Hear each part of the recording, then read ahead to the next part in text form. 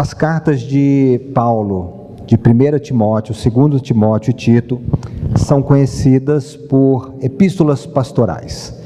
E basta você passar um olho nelas que você entende por quê, não é? Elas foram escritas por Paulo a estes dois homens, Timóteo e Tito, que eram seus discípulos e colaboradores e estavam à frente de igrejas, né? Tito, a igreja de Creta, e Timóteo na igreja de Éfeso. As três epístolas trazem orientações pessoais e orientações eclesiásticas, como as qualidades dos presbíteros, dos diáconos, como que o pastor deveria tratar diversas classes de pessoas na igreja, viúvas, idosos, jovens, mulheres, como é que a igreja deveria tratar os seus pastores. Por isso são chamadas de epístolas pastorais. Quando você vai no livro de Atos, no capítulo 28, que é o último capítulo, verso 30 e 31, a Vitória vai nos ajudar projetando os textos bíblicos que eu estou citando aqui, você vê que Atos termina de uma forma bem positiva.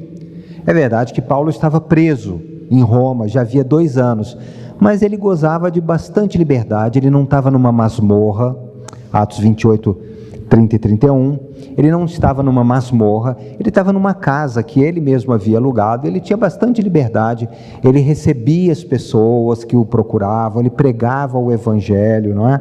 E a gente termina Atos nesse clima bem positivo em relação a Paulo. E em vista de vários indícios que nós encontramos nas epístolas paulinas, muitos estudiosos acreditam que Paulo tenha sido solto da prisão, dessa prisão, por algum tempo, em Roma, né? Ele estava preso em Roma, e tenha sido preso alguns anos mais tarde, né? Por exemplo, em Filipenses ele disse, ele estava preso, né, quando ele escreveu Filipenses, mas ele disse aos filipenses que esperava ver e ter com ele em breve. Ora, ele só poderia ir ter com os filipenses em breve se ele tivesse sido solto, né? Então ele esperava ser solto. 1 Timóteo, ele não cita nada sobre prisão, né? Mas aqui em 2 Timóteo ele estava preso. Então muito provavelmente Paulo foi solto, talvez por volta do ano 62 ou um pouco antes, e passou algum tempo livre. A tradição antiga da igreja diz que ele teria feito uma viagem missionária até a Espanha. A gente não tem isso em documentos, mas a tradição antiga da igreja primitiva diz isso, né? E que, provavelmente ele tenha sido preso de novo no ano outubro do ano 67, no contexto de uma perseguição promovida pelo imperador Nero após o incêndio de Roma em 64. Roma sofreu um grande incêndio e depois que a poeira assentou, a população de Roma começou a desconfiar que foi o imperador que havia mandado atear fogo à cidade para desocupar uma área para que ele pudesse fazer grandes projetos de engenharia, né? Obras públicas e tal. E os historiadores acreditam que, para desviar a atenção dessas suspeitas, Nero tenha disseminado a informação falsa de que foram os cristãos que incendiaram Roma, né? Então começou uma grande perseguição logo depois do incêndio de Roma em 64. Paulo teria sido preso mais ou menos no segundo semestre de 67 e foi morto logo alguns meses depois. Então acredita-se que Paulo tenha escrito esta epístola durante essa segunda prisão, né, já bem perto da sua morte. E quando a gente lê 2 Timóteo, a gente vê que o clima geral da epístola é bem diferente daquele que a gente encontra no final do livro de Atos, que Paulo estava numa casa que ele alugou, né, pregando o evangelho livremente, muitas pessoas procuravam Paulo, né, e ele pregava o evangelho ali. E quando a gente vai em 2 Timóteo, por exemplo, ele diz no capítulo 1, verso 15, que todos da Ásia, quer dizer, das igrejas da Ásia, o abandonaram. Está aqui em 2 Timóteo 1,15, né? Você vai no capítulo 2, 9, você vê que ele diz que ele agora é considerado como um malfeitor. No capítulo 4, no verso 16, ele informa que ninguém foi ao seu favor na sua primeira defesa.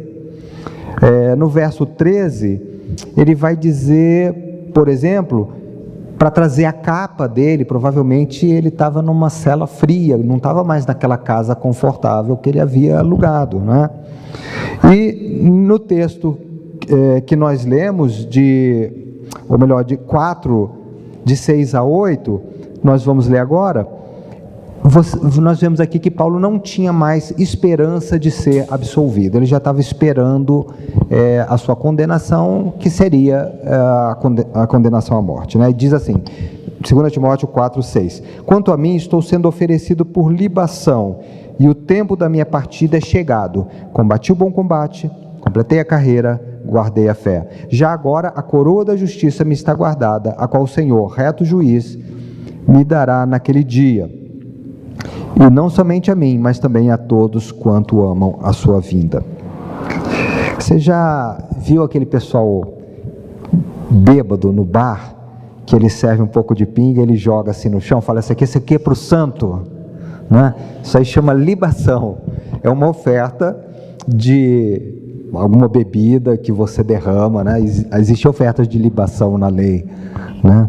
Então, Paulo diz que a vida dele já estava sendo oferecida por libação, quer dizer, sendo derramada como uma oferta a Deus, né? Então, ele já estava dando por encerrada a carreira dele, estava fazendo um levantamento aqui, olha, eu combati o bom combate, né? Ele estava olhando já para o passado, porque Paulo não via mais muito futuro à sua frente, né? Mas eu completei a carreira, já acabou a carreira dele, né? E eu guardei a fé. Então, Paulo escreve 2 Timóteo, ele sabe que ele já está nos seus últimos dias na terra, né? Sua estadia aqui já estava chegando ao fim, e ele escreve então essa carta ao seu jovem companheiro Timóteo, seu discípulo, seu amigo, que o havia ajudado, havia se convertido por meio do seu ministério na primeira viagem missionária de Paulo, havia sido ordenado e o havia acompanhado, o ajudado na segunda viagem missionária, e na terceira viagem missionária, Timóteo pregou em diversos lugares representando Paulo, né? Eles eram amigos queridos, né? E Paulo escreve então para desafiá-lo e para encorajá-lo no seu difícil ministério à frente da igreja de Efésios. Quando nós vimos 1 Timóteo, nós estudamos ou percebemos que havia uma questão de heresia na igreja de Éfeso, né? Paulo escreve 1 Timóteo em grande parte para ajudá-lo nessa tarefa de lidar com aqueles erros doutrinários, né? E diz que quando um homem, né, uma mulher chega no final da sua vida, eles se atêm a coisas importantes, né? Quando a gente vai nos aproximando do fim da nossa existência aqui, determinadas coisas que tinham importância passam a não ter, e algumas coisas que não tinham tanta importância passam a ter uma importância enorme, né? E talvez seja o caso dessa epístola, porque Paulo de fato já estava vendo que a partida dele era iminente, e ele dá diversos conselhos a Timóteo. E apesar de serem conselhos a um pastor, são conselhos que são úteis a todos nós como cristão também, né? E eu gostaria de meditar em algum deles. O primeiro está no capítulo 2, né? No capítulo 1, Paulo lembra-se de Timóteo, diz que ora, toda vez que lembra da fé dele, da fé não fingida, que ele havia recebido, né? Fala um pouco fala um pouco, né? Admoesta ele a reavivar o dom que ele havia recebido, né? Por imposição de mãos, né? O dom do pastorado dele, e relembra que ele está preso, né?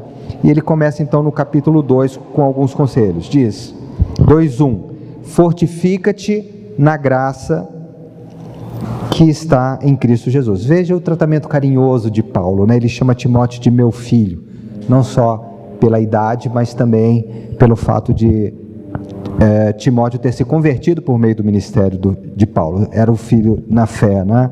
Fortifica-te na graça que é em Cristo Jesus. Fortificar-se na graça de Cristo significa crer de todo o coração que Deus é bom, que Ele cuida de nós e que Ele nos abençoa de uma forma que nós não merecemos, porque graça é isso, né? Graça é um favor imerecido, é alguma coisa que alguém faz para nós, que nós não merecíamos, né? Mas essa pessoa, por causa da sua bondade, por causa da sua liberalidade, faz um bem para você, né? Então, é reconhecer que Deus é bom, que Deus nos ama, que Deus cuida de nós, e que Deus nos trata de uma maneira que sempre visa o nosso bem, né? Nós, ao contrário do que muita gente ensina hoje em dia, você não pode comprar o favor de Deus. O teu dízimo não compra o favor de Deus, tua oferta, seu dinheiro. Você vir na igreja domingo após domingo, não compra o favor de Deus, não é? Você, falando na escola dominical, né? Ser ajoelhado do milho, orar ajoelhado no milho não vai comprar o favor de Deus. Sabe por quê? Porque o favor de Deus já está sobre a sua vida, né? Você é aceitável a Deus. Você não precisa comprar nada para ser aceito diante de Deus. Você não precisa comprar o favor de Deus, porque você já tem o favor de Deus por meio de Jesus. Você já é aceitável a Deus por meio de Jesus. O Senhor cuida dos seus filhos não porque eles merecem. O Senhor cuida de nós porque Ele é bom. E quando Paulo orou 3 vezes ao Senhor, conforme está lá em 2 Coríntios 12, 9, pedindo para que o Senhor livrasse de um espinho na carne, um mensageiro de Satanás na vida dele, o Senhor respondeu nem sim, nem não. Ele respondeu apenas: a minha graça te basta, porque o meu poder se aperfeiçoa na fraqueza, né? Então Paulo fala, então eu ainda mais vou me gloriar na minha fraqueza, porque quando nós estamos fracos, o poder de Deus se manifesta em nós, a graça de Deus se manifesta em nós. A minha graça te basta significa que a graça de Jesus é suficiente para você, é suficiente para te sustentar, mesmo nos momentos mais difíceis que você possa estar passando. Como é que está lá na sua casa? Eu não sei. Como é que está lá no seu trabalho? Como é que está a sua situação financeira?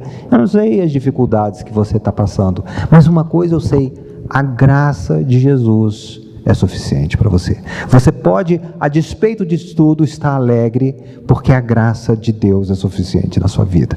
Você pode, a despeito de tudo, dar graças a Deus, exaltar a Deus, louvar a Deus, a despeito das dificuldades, porque a graça de Deus é suficiente na sua vida. A graça de Jesus é mais do que poderosa, do que qualquer dificuldade que você possa estar enfrentando. E você pode confiar nessa graça, você deve se fortalecer na graça que há em Cristo Jesus. Nos momentos mais difíceis da sua vida, lembre-se, Deus está com você.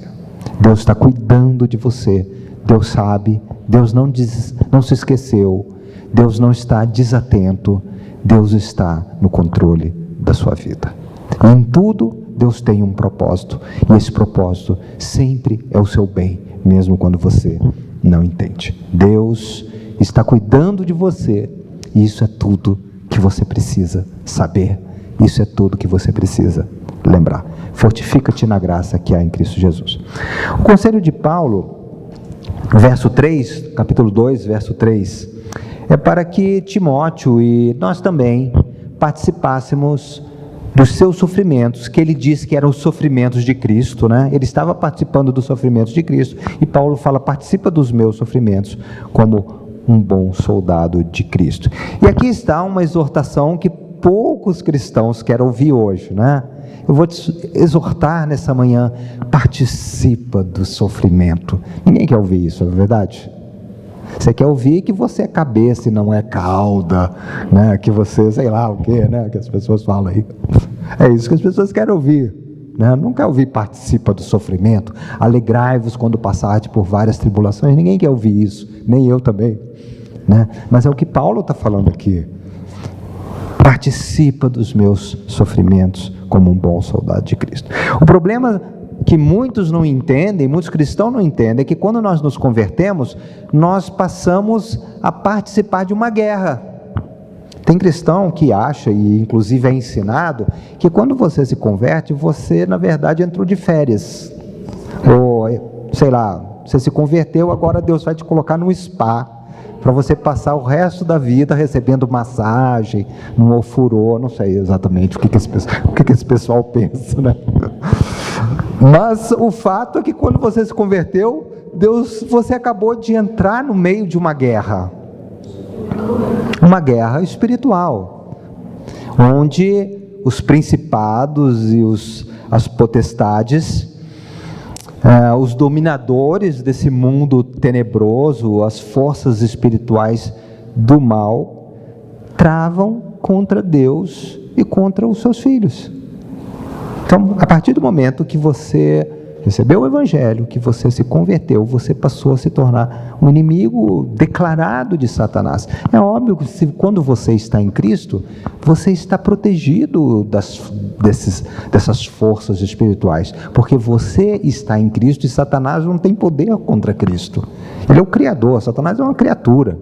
Alguns ensinam uma guerra espiritual como se Deus e Satanás fossem forças equivalentes. Gente, não é isso. Satanás vai ser destruído com a sopra da boca de Jesus. Assim, Satanás vai reunir um exército contra Deus e aí não tem luta. Acabou. Não tem essa equivalência entre o mal e Deus, entre Satanás e Deus. Então, quando você está em Cristo, Satanás não pode fazer nada com você do mesmo jeito que ele não pode fazer nada com Cristo, certo? Então, mas o fato é que você está nessa guerra, e se Satanás puder, ele e suas hostes do mal, eles vão fazer a sua vida ficar ruim, eles vão fazer as pessoas falar mal de você, eles vão ter briga na sua casa, induzir as pessoas, usar as pessoas que são servos dele, a fazer coisas desagradáveis para você, e você está numa guerra. E uma guerra sempre traz algum tipo de sofrimento, não é? Por isso que Paulo fala, olha, participa dos sofrimentos junto comigo. Isso implica, versículo 4, não se envolver com os negócios dessa vida, como um bom soldado. Se o soldado quer agradar aquele que o arregimentou, no passado não tinha um exército regular assim, Os imperadores, os reis arregimentavam os soldados. E para agradar aquele que nos arregimentou, nós precisamos não nos embaraçar, não nos envolver com os negócios dessa vida.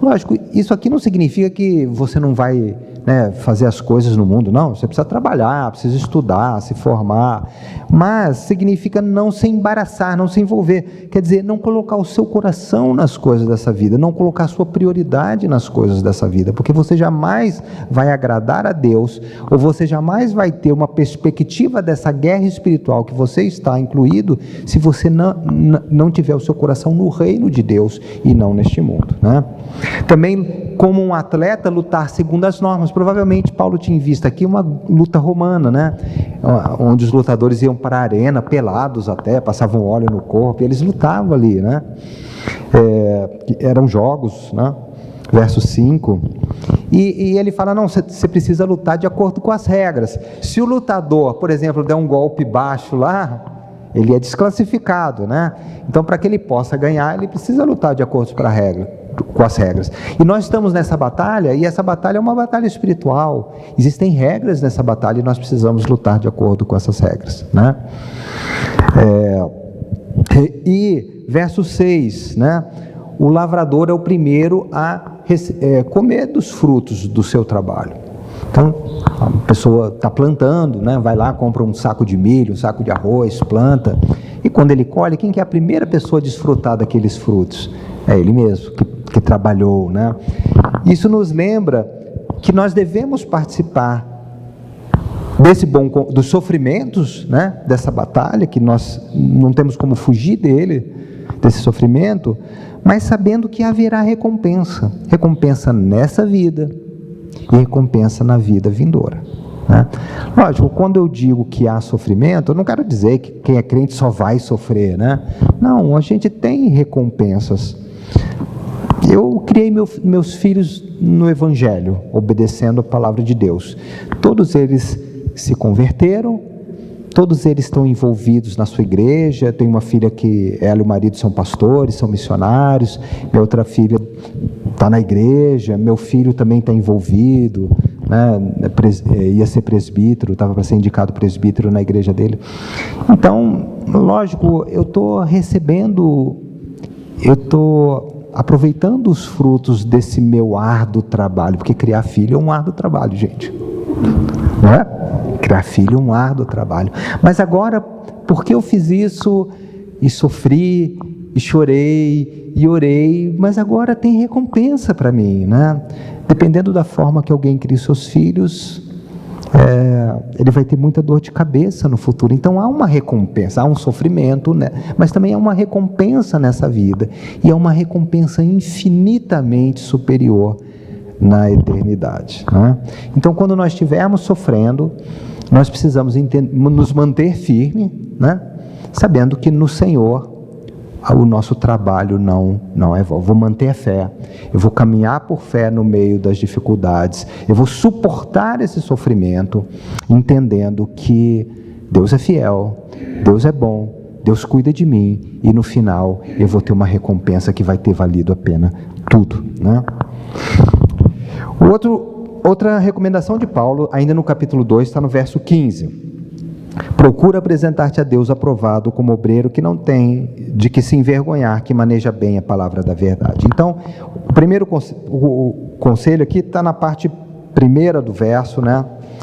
Procura viver uma vida exemplar, uma vida irrepreensível, uma vida na qual você não tem nada do que se envergonhar. Se a pessoa souber tudo da sua vida, pode saber que você não tem nada que esconder, não tem nada que se envergonhar, né? Então, de fato, nós passamos sofrimento, tribulações, passamos por dificuldades, tentações nessa vida. Isso significa que nós somos provados, né? Quando você passa por essas coisas, você diz assim: eu estou passando por uma prova, né? A gente não fala assim, é uma prova. E Paulo está dizendo aqui, você precisa se apresentar aprovado. Você precisa passar por essa prova, mas no final você tem que ter sido aprovado. Tem gente que vai fazer o vestibular, ou vai fazer uma prova de final do ano, né? E ele é reprovado, porque ele não atingiu um desempenho mínimo. E a gente precisa nos apresentar aprovado por Deus, né? E a gente vai ser aprovado por Deus,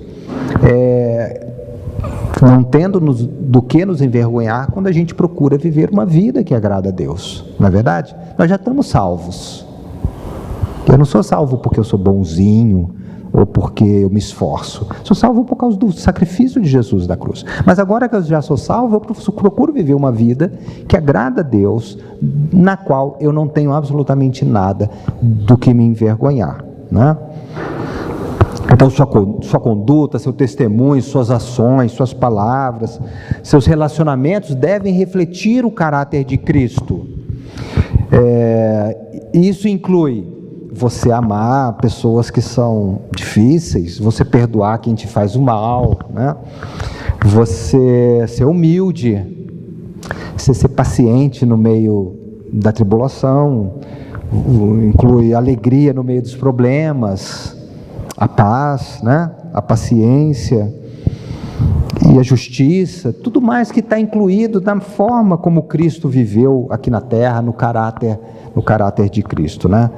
E obviamente que nós não conseguimos fazer isso na nossa força, nós precisamos da graça que está em Cristo Jesus.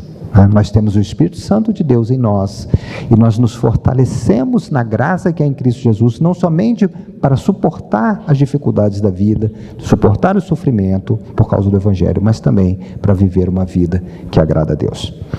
E na segunda parte do versículo, uma outra recomendação, nós devemos conhecer e saber usar a palavra de Deus, né? Que maneja bem a palavra da verdade. Manejar aqui é o verbo que se usa para usar a espada, né? Paulo usa bastante esses termos militares. Você maneja a espada da verdade, que é a palavra de Deus, né? Isso significa não apenas conhecer a Bíblia. Conhecer é importante, é essencial, mas apenas conhecer não é suficiente. Eu posso conhecer a Bíblia do começo ao fim, mas se eu não sei aplicar a Bíblia na minha vida diária, isso não me resolve muita coisa. Então são duas etapas. Conhecer, porque se você não conhece, não tem nem conversa, né? Na Bíblia constantemente Deus usa o que as pessoas têm para trabalhar na vida delas, não é verdade? Não foi assim com o menininho que tinha o peixe e o pão? Como é que Deus alimentou? Com aquilo que ele tinha, né? Então Deus multiplicou. Não foi assim com a viúva pobre, que o profeta vai lá e multiplica aquele azeite? Eram coisas que eles tinham. Deus vai trabalhar com você, em princípio, com aquilo que você já tem, né? O Espírito Santo habita em você, ele vai te lembrar da palavra, mas se você não conhecer a palavra, vai ser difícil. Então você precisa conhecer a palavra. Agora, uma vez que você já conheça, você precisa agora aplicar a palavra na sua vida. Por exemplo, quando nós enfrentamos um clima de perseguição no trabalho, de discórdia, às vezes seu chefe não vai com a sua cara, né? Ou na família, tem briga ali na família, você pode se ofender, você pode ficar magoado, você pode sair falando mal das pessoas que falaram mal de você, é uma opção, você pode fazer isso. Ou você pode ir na Bíblia e aplicar o que você sabe da Bíblia nessa situação. Não, minha luta não é contra a carne e contra o sangue. Eu sei que essas pessoas estão me fazendo mal, mas eu não tenho problema com ela, a luta é espiritual. Então você vai e você perdoa, porque você sabe que Deus quer que você perdoe. Você vai e ama essas pessoas, porque você sabe que Deus quer isso de você. Ao invés de ficar brigando com seu filho, com seu marido, com sua esposa, com seu chefe, você vai para o seu quarto e você ora. Você procura fazer o que é certo. Se tiver que ser assertivo, falar o que precisa falar, você fala. Mas as suas batalhas não ocorrem no seu trabalho, suas batalhas não ocorrem na sua família, suas batalhas ocorrem lá na sua cama, quando você está orando e só Deus está te escutando. É lá que as nossas batalhas verdadeiramente ocorrem. Mas para isso, eu tenho que primeiro conhecer a Bíblia, eu preciso primeiro entender a Bíblia, estudar a Bíblia, eu preciso aprender a manejar bem a Bíblia, aplicar a Bíblia na minha vida diária. Um outro ensinamento de Paulo está no capítulo 3, verso de 1 a 5. Sabe, porém, isso, nos últimos dias sobrevirão tempos difíceis, pois os homens serão egoístas, avarentos, jactanciosos, arrogantes, blasfemadores, desobedientes aos pais, ingratos, irreverentes, desafeiçoados, implacáveis, caluniadores, sem domínio de si, cruéis, inimigos do bem, traidores, atrevidos, enfatuados, mais amigos dos prazeres do que amigos de Deus, tendo toda forma de piedade, negando-lhe, entretanto, o poder, foge destes. Ora, gente, o mundo é assim desde que o mundo é mundo, não é? É certo que a Bíblia fala que vai chegar um período em que a maldade vai adquirir dimensões que nunca teve antes, mas a gente já vive num mundo que é assim. Então, o que nós, na nossa vida cristã, precisamos entender é que nós vivemos em um mundo mau. Nós vivemos em um mundo mau.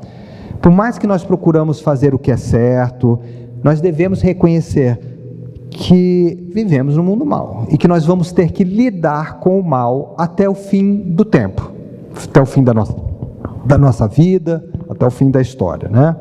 Nós confiamos no amor divino, confiamos na graça de Deus, mas qualquer expectativa ou pretensão de que como crentes nós não teremos que lidar com o mal, de alguma forma ela é irrealista, tá? Então você vai ter que lidar com o mal na sua vida, e esteja preparado.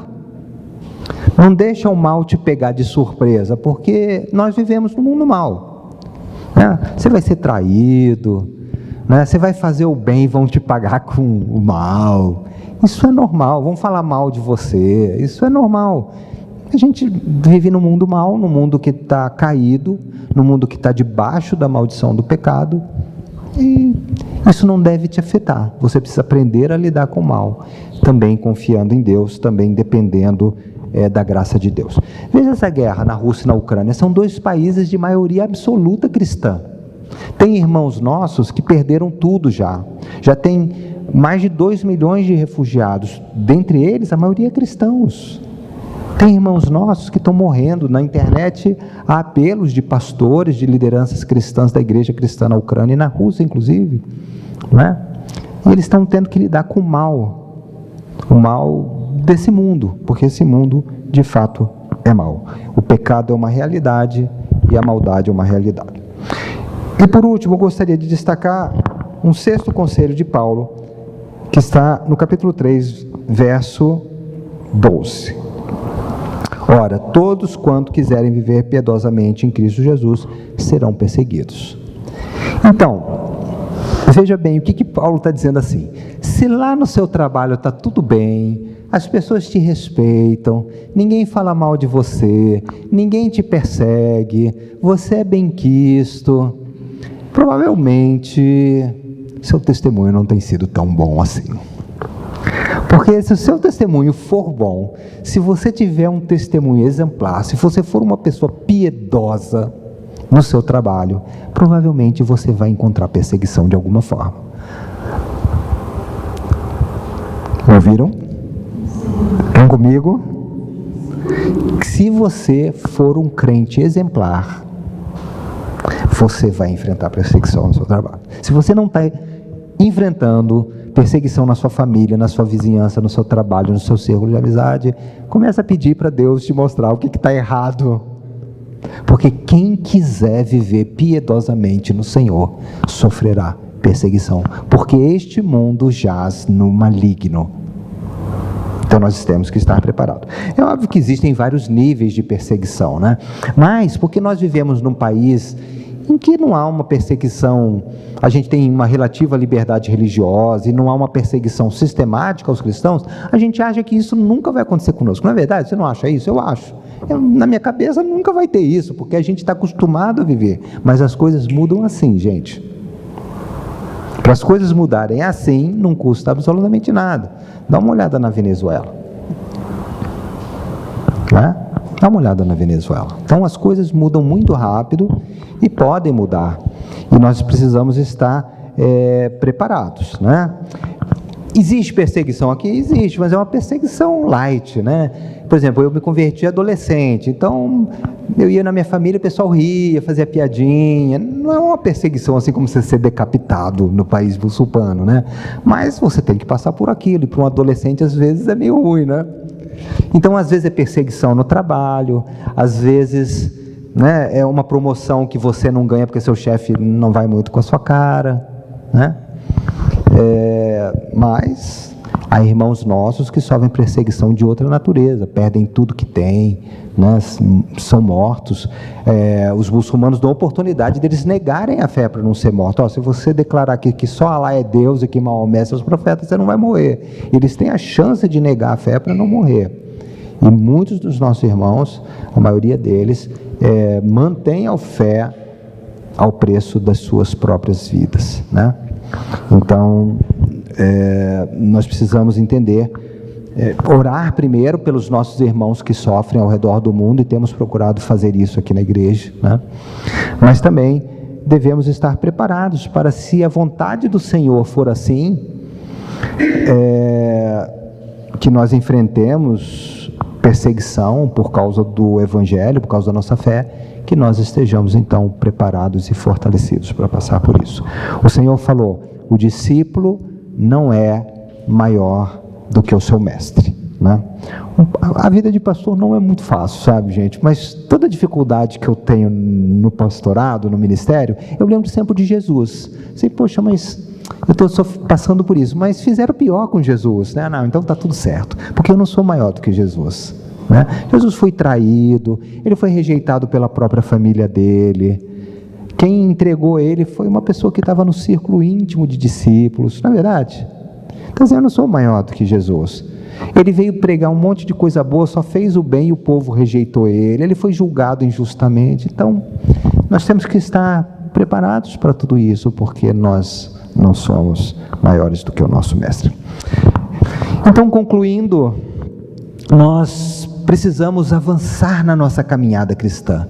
A igreja antiga falava da vida cristã como uma caminhada, como uma jornada até o céu. né? E nós estamos nessa jornada e nós precisamos entender quem nós somos, nós precisamos entender qual é a nossa posição em Cristo, nós precisamos tomar posse daquilo que Deus já providenciou para nós. Nós devemos entender a nossa natureza, a luta espiritual que nós estamos inseridos, e a gente precisa prosseguir até o final, para que a gente possa falar lá na frente, como o apóstolo: combati o bom combate, completei a carreira, guardei a fé, e agora a coroa da justiça me está guardada pelo Senhor, que é o juiz, o reto juiz, e me dará naquele dia. Amém? Pai, nós te agradecemos, Senhor, pela tua palavra, Pai. Te agradecemos porque, como o apóstolo falou, ela é útil para nos ensinar, para nos repreender, para nos corrigir, para nos instruir na justiça, a fim de que todo homem, toda mulher seja perfeito e perfeitamente habilitado para toda obra, Senhor. Nos ajuda a viver a nossa vida dessa forma, Senhor, buscando sempre ao Senhor como acima de todas as coisas, dando prioridade ao Teu reino, Senhor, e nos fortalecendo na Tua graça e entendendo a Tua vontade para as nossas vidas, em nome de Jesus.